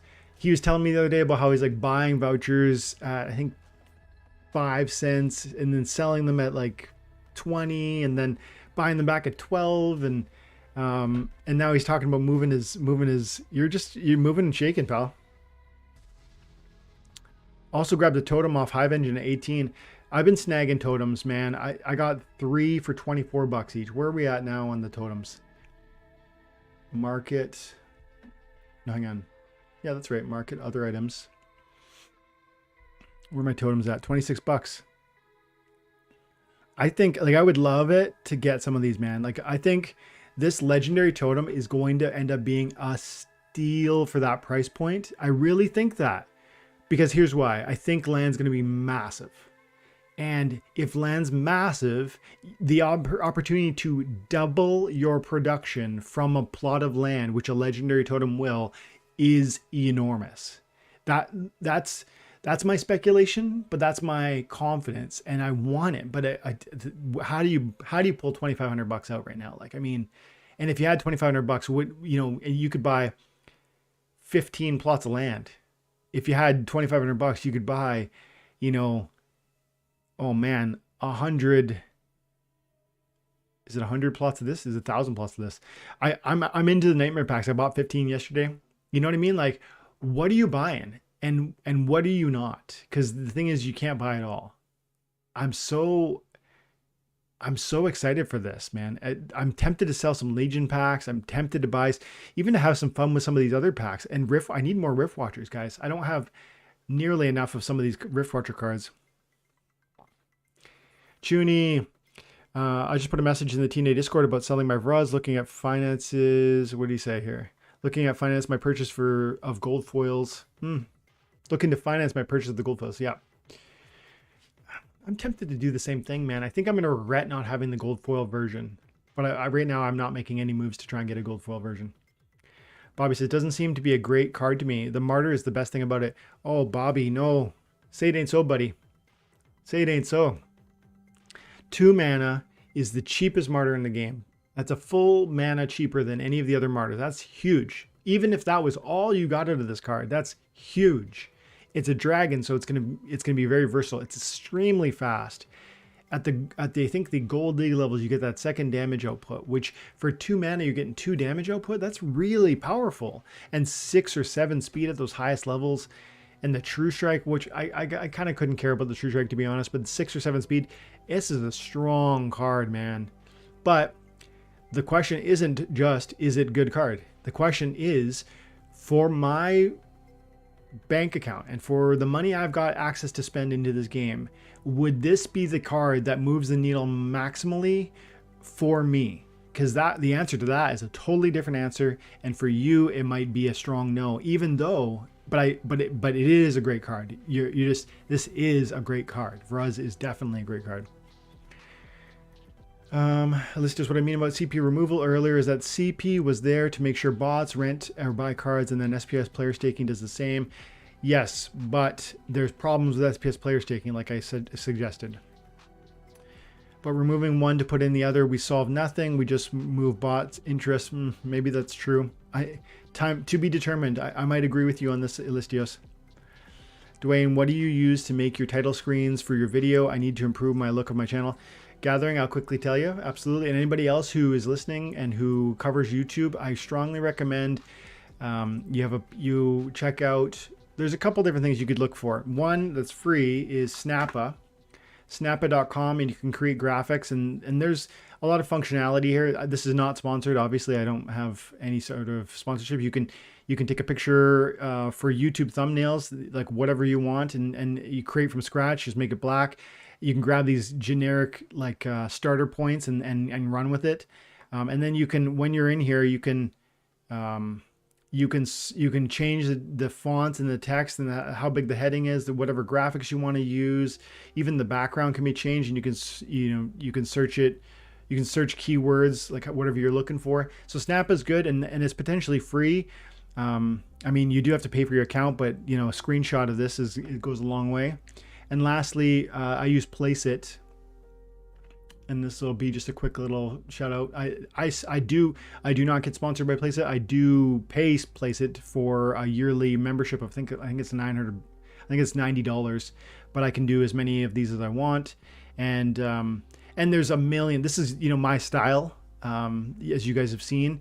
Actually, Chuni made this one for me. So shout out to Chuni. Chuni made this NFT, and I think it's amazing. It's got the TNA.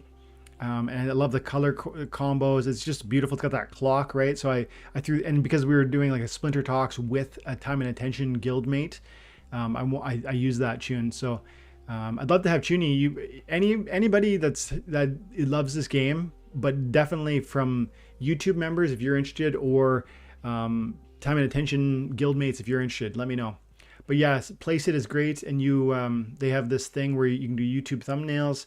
And just like most of these websites, there's a million versions that you can try. So you don't have to copy and paste what Cunningham does. You can come in here and try something that's all your own. And there's page after page after page.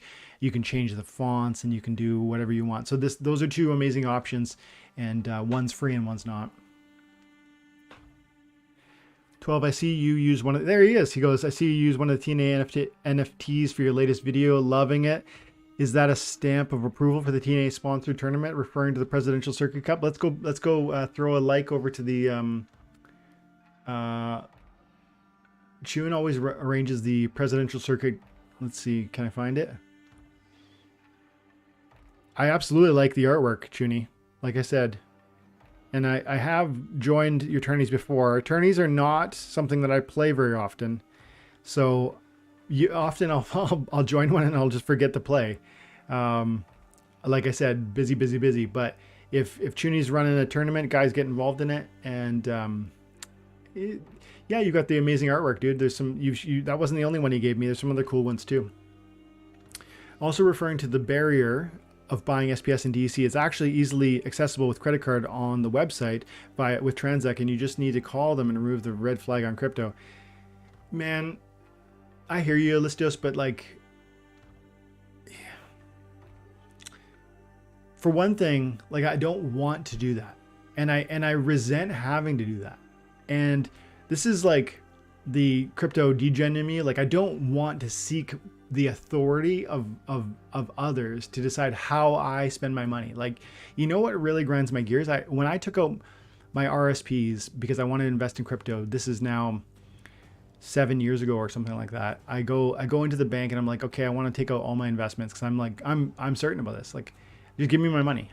And there's all these questions. They want to sit down and make an appointment. They want to talk to you for an hour. They want to check and see before they give you your money. I'm so offended by that process. I'm so insulted by that process, because this person who's sitting there, as a bank teller who knows nothing about the banking system, inflation, quantitative easing, cryptocurrency, why would it have utility, functionality? Why would it be an exciting opportunity? They're gonna, I guess, it's not like they say no to you. They don't. Like Elistios is saying, you could call them and you probably make it pretty easily remove those red flag barriers, but I resent that process. And so that's a barrier to some people. They don't want to make that call. Okay, we got about half an hour left. I swear I'm trying to catch up here, boys. Aaron agrees, Transact sucks. Cut me off one day and didn't explain why. Butters, are you looking for 68 more? There you go. Got some negotiations happening in the chat. If anything, right now, Transact is easier to use than going through your hurdle of buying with KYC and exchange. Yeah, probably true. Although it didn't work for me, and like I said, I guess I could call, but never did, and I won't. I'm a little tapped out after my last buy. Yeah, man, that's the thing. Everybody's buying everything, and then you just can't have it all. Oh, Powis. Oh, After Sound was live before. I jumped over after this live, and I see what he has to say. Appreciate you, Powis. Let's see. Max Maca 25. The new system of which one are you talking about? Are you talking about ECR? New system doesn't change anything. Before you need to play here, it's max. It's 50 max. You got the same result before. If ECR was lower, you drop 1% of what you got. I'm not sure I'm following you, Max Maca. The new ECR is a massive difference. I mean, just the DEC burning alone is a huge thing, but then every single win is a full payment of all your possible rewards. So that's a huge difference. Paramal, greetings from Dubai. Dude, I'd love to go to Dubai one day. I've seen amazing things like online about, the architecture and the culture. I'd love to go there one day. Luke, that could also include the massive cards into towers, into Soul Keep that could need tons of DEC too. This is true because I talked about how many different sinks there's going to be for the card assets and for DEC, etc., etc., etc. Well, yeah, Soul Keep is part of that conversation. Sitting on 600,000 DEC for 3 land plots, great. I think that it's going to be plenty, but it's plenty for now. Is it plenty for the next 2 years? Almost certainly not. Like, that's the thing. The problem is, even if you fill your shelves now with DEC or DCB, you will one day run out of DEC. If you're still playing this game and you're still, increasing your energy bar, you're still buying new cards, you're still staking into land or whatever the case may be, you're going to run out. That's the thing. There isn't enough. There can't be. Has anyone noticed Lux price now? Wow, wish I had held onto my spare. Is it low? I haven't really checked it out recently. I had 3 Luxes at one point. That's still a fair price, man. In fact, oh, I got you. You're saying the price is high. Yeah, because, dude, I think I sold my Luxes for $700. Wow. That's actually really tempting. But, like, who knows if that's going to sell? This is the ask. But the bid, look at the bid. The bid is 65 USD, I think, per BCX, which means $700. Yes? No, not really. 22 minutes. I'll come see you when it's time. So this is about what I paid. But and sold for. But I had 3 copies and I eventually put it into other assets. And now I only have 1 copy. And the gold foil here at 4,200 is a little higher than it used to be. Like, I think Jim sold his for 3,500. If Steve's still here, he and Jim, I think, exchanged one, and maybe he could speak to the value. But yeah, it looks like the price is ticking up. It's a strong card. Praetoria Secret, the new fragrance for men and women. Dude, this is the thing. It's a funny little expression, but I think we're not going to be laughing when we see what it offers to us. I'm pretty sure it's going to be a really, really exciting reveal. At least I'm excited to explore what it is,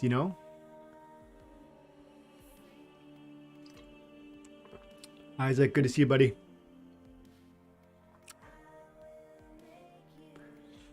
Appreciate you coming by.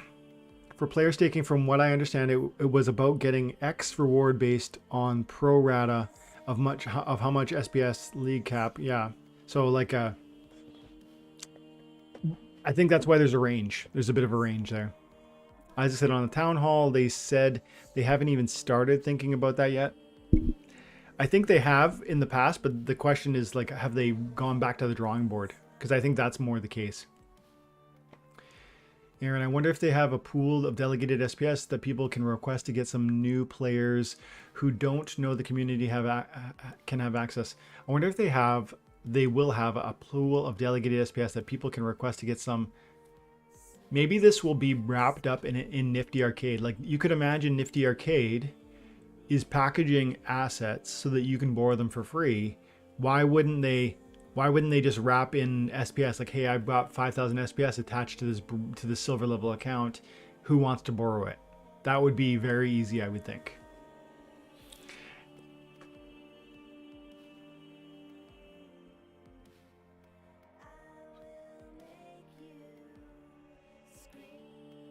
I don't do much in champ play, so gold should get me max rewards in diamond. That's right.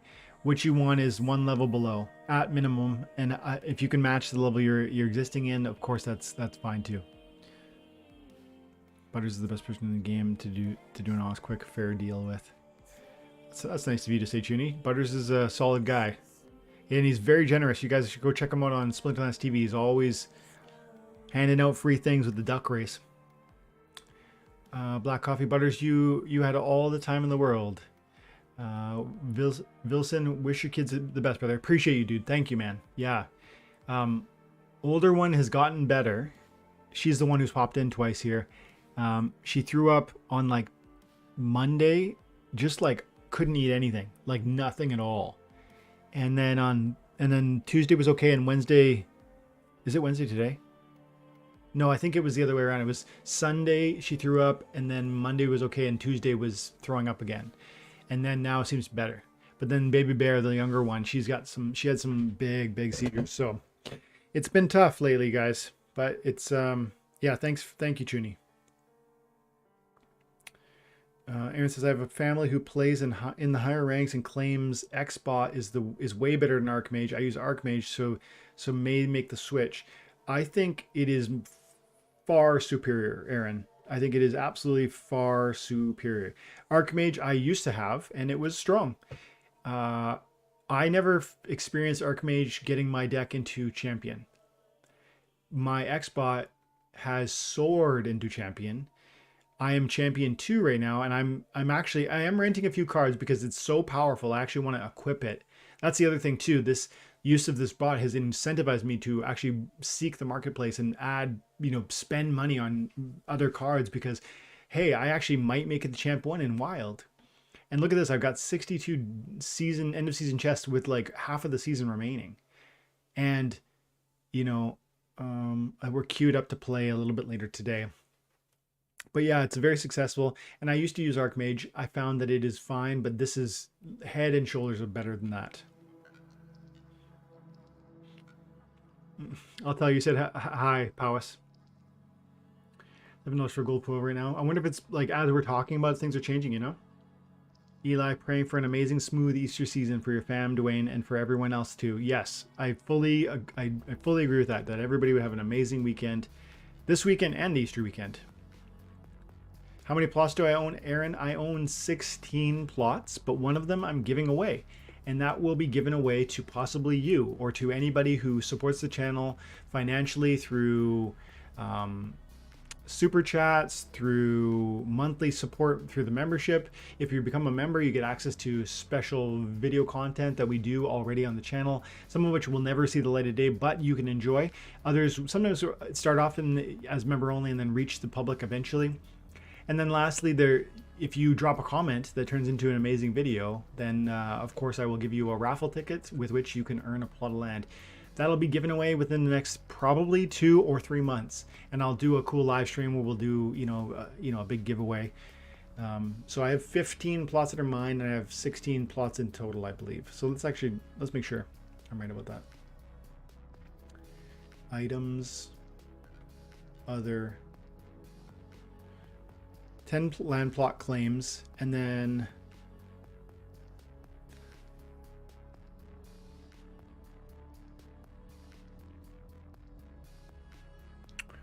I know I'm not seeing the other 6, but I know that I have 6 more because so there's 10 that are not claimed. And then if I go over to land and I go over into my plots, see I have 6 that have been claimed. Or not claimed, yeah, claimed but not surveyed. And people were asking, so I'll tell you guys now. I've got 48, 048, 10, 77, all the way up to 82. So they're consecutive 6 plots in a row, and one of these 6 will be given away to, like I say, somebody who supports the channel and or drops a comment that turns into a video, which is a form of support for the channel. Added you. Attractor is the name. Okay, we'll talk, Wilson. The Rift Watchers are being slept on hard, in my opinion. Yeah, let's spend some time. Let's spend maybe the last 10-15 minutes talking about Rift Watchers, because I agree, Eli. Some of those cards are amazing, and I think I'm scratching and clawing to get them. But first, Charles, good to see you, buddy. I think the legendary titles have increased, have 50% increase. I have an untamed. Dude, I wish I should have had an untamed one because I bought way more than enough untamed packs, but what I did is I bought them across like a stupid number of accounts. Like how can I show this? There's a way to do this, I think. With Discord, I think you can like search what your purchase history was and check and see how many untamed you bought. But I know I have like Infidel 1258, then I have DE Cunningham, then I have like 10 or 15 accounts, and I bought them at different levels. I don't I I wasn't thinking through what I was doing. Ah, love it. Getting the love from Butters. He's like, you made it. Atta boy. Only a private tourney at the moment. Okay. So Chuni said he is running a private tournament, which is part of his President's Cup, and he usually hands out some cool NFTs for those. So yeah, appreciate you, bro. But yeah, let's spend some time looking at Rift Watchers because I do agree that there is some undervalued cards over there. Like, look at this deck, guys. Look at this. The card prices have been shooting to the moon lately. But hang on a second. Let me make sure I'm speaking correctly. Owned, yes. Delegated, no. No. Owned, yes. Okay, so my deck, my owned card deck is worth 59,525. It's been as low as 39 in the not too distant past. Like it really, really fell. Card prices are really growing rapidly lately. And then let's have a peek at my reward cards because that's an interesting metric in and of itself. You just look at strictly the rewards. And again, I'm looking at my owned cards, not my rented cards. But I have $14,209 worth of reward cards. Everything from Alamo Cambio. And this would include Ruler of the Seas, so I got a copy of that. But I mean, these cards have really, really gone up. I mean, part of it is like just like things like Jin Bilka. Jin Bilka was selling for 30 cents or something like that. Now it's back above $1. That's a big substantial difference when I think I'm packing 60 or 70 or 80 or 100 of those. Jin Chwala has gone up a bit. Oceanus was as low as $1. I think it's now above $2. So just a lot of little increases has really translated to a significant price appreciation. I think there's more excitement in that way coming in the near future. You know, I think land is going to be tremendous. I think you're going to see a radical extraction of card liquidity from the marketplace, and that goes for both the supply available for sale as well as the supply available to be rented. And if cards have this massive new utility, namely being able to farm on land and produce SPS out of the mining through land, or resources like items and spells out of land, then they have this new reason to be used. And if they can be soaked up by that land, and then the supply shrinks massively through that process, that new utility should drive price appreciation in a substantial way. And I really still believe, as I've said in the past, cards like Pellicor Mercenary have an opportunity to move not from like a penny to a few pennies, but like actually up into $1 range at some point in the future. And yes, there's lots of copies. I don't care. There's lots of players. And plus these cards are going to continue to be consolidated across years and years. And so you will see these prices continue to appreciate. Plus when things like land happen, holy moly, watch. It could happen. I think it's going to happen really dramatically. And so I've said earlier today, maybe to you guys, or maybe just to myself, but I said today to someone that I think now is the time to be looking at cards. I think we talked about this, started with a conversation about Rift Watchers, and I wanted to look at these prices. But I think now, I don't know that we were talking about Vruz. That's right. We were talking about Vruz, and I said I don't think there's going to be much lower on any of these prices. I think we are at, or we've seen the lows, and I actually think there's reason to believe that there might be significant highs coming in the very near future for card assets in this game. And that would translate to a real improvement to the whole economy, because when massive changes in price valuation happen to one part of the economy, it's so interconnected and it drives new eyes and new attention and new investors, because massive price spikes, people go chasing green candles, and you shouldn't. And for the last, what is it? Was it 2020 that we started doing stuff on this channel? I can't remember now. Whenever the channel really blew up with the Splinterlands, I've said so many times that you need to put in your time and attention across a long time horizon, extracting trivial rewards, recognizing that one day those trivial rewards will be amply rewarded through a retroactive raise. If you're new to this channel, if you're new to this space, if you've never heard me say that before, what that means is these cards are limited in number, and because they're always shrinking in supply, plus there's a vision and an expectation that the player base will grow, you have growing demand and shrinking supply, which is a recipe for price appreciation. It's always been so. I think it will continue to be so. And so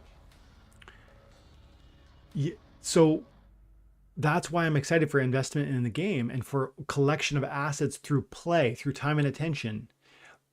But the problem is, this won't apply to you guys who are here now, but it's going to, what I'm about to say to you is going to apply to most of the people that come between now and 2024 or 2025.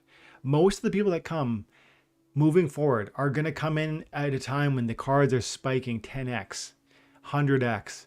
And they're going to hear about the game through Splinterlands or through Twitter or through, one of these town halls. By the way, the Splinterlands town hall has been blowing up. Splinterlands TV has been blowing up.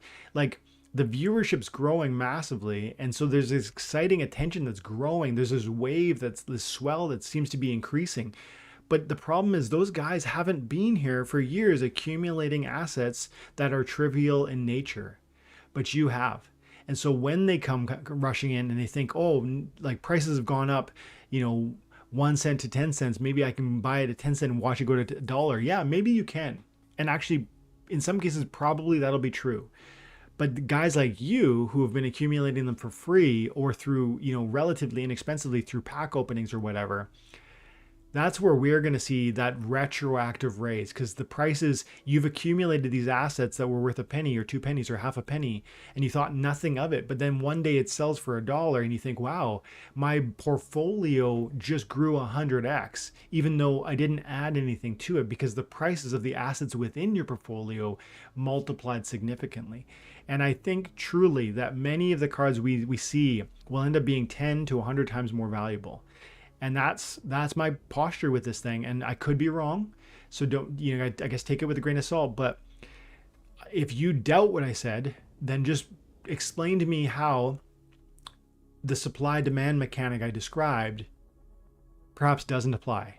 Because if that supply demand mechanic applies to this game, which again, there's only so many cards and the player base is growing. So like cards are shrinking, player base is growing. That has to be, in my mind, a recipe for price appreciation. Am I wrong? Help me understand why I'm wrong. But yeah, on Rift Watchers, man, for the last 7 minutes here, I think these are amazing cards. I was talking, I think it was Blaze or somebody was saying recently, like, these cards are really powerful. I think many of them are very powerful. I think I might even like it better than the Dice expansion. I think I do. Actually, I do. I like it more than the Dice expansion. And I think many of these cards are better than we currently realize. Arachne Thug, I think, is very strong for what it does. The higher levels, the knockout, the trample, the reach. I like it. It's only 6 mana. Bramble Pixie as a reach monster is very strong with the self-heal, helping you avoid death from blast damage, because this thing can heal itself from that second position. So if you got a healer in the first and a healer in the second, you end up being more resilient against blast damage. Ash Mirage is amazing, especially now that we have archery only rule set. So Headwinds becomes so much more powerful, and it fits already within that fire, Yoden type vibe with a fast speed archery monster with reflection shield too, by the way, which is increasingly important. I mean, what card on the screen is bad? That's the better question, because these are great, amazing cards. There are cards here I like better, and there are cards here I like worse. But I don't think that these cards are in any way bad. I think this is an amazing deck. Time Meddler is a card that I perhaps think is just mediocre, but even this card I like if you picture it with Grandmaster Wraith.